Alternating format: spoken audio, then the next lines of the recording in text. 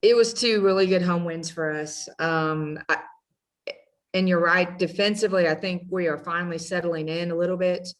Really being disruptive and creating turnovers that are obviously leading to points for us on the offensive end. But as you know, we play several different defenses, and the goal is to keep the other team uncomfortable. So I thought, from that side, from the defensive end, that's a small victory for us because we've really been working hard in that area. All right, getting ready for a road trip this week, going up to Lawton. So just kind of preview that matchup with Cameron on Friday and Saturday. Sure. Cameron has won their last 4 games. And I really feel like they have some momentum right now.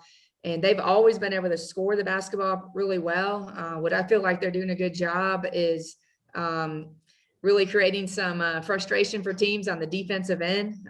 They're pressuring and pressing full court and showing a few different defenses. So I think that's worked well to their advantage. It's always a tough place to play down in Lawton. Their gym, it's loud and it's tough to hear each other out there. So, we are down to the final stretch here of conference play, which is crazy. These last, I guess, next 3 games are on the road, but obviously these Cameron games are the most important right now. So we're going to take it one game at a time. And like I said, they can put up some points. So we're really going to have to defend. They've always shot the ball well from the 3-point line. And for me personally, I'm looking forward to this challenge of just kind of seeing a little bit different team in our conference that gives you a little bit unique challenge, which is kind of how they score on the perimeter. And Coach, like I said, the regular season got 2 weeks left, 3 straight road games. What's your message to the team heading into this final stretch before you hit postseason play? Really just to make sure that what we do and what we do a lot of, whether it's offense or defensively, that we are continuing to get better in those areas. So the focus is on us. And to be honest, there is no guarantee. I hope that we play Cameron, but there's been so many changes to the schedule here the last couple of weeks that we got to make sure that we understand the maturity that you have to go on the road late in the seasons for especially somebody like a team like Cameron, who's just continuing to get better. And like we said already, has some momentum.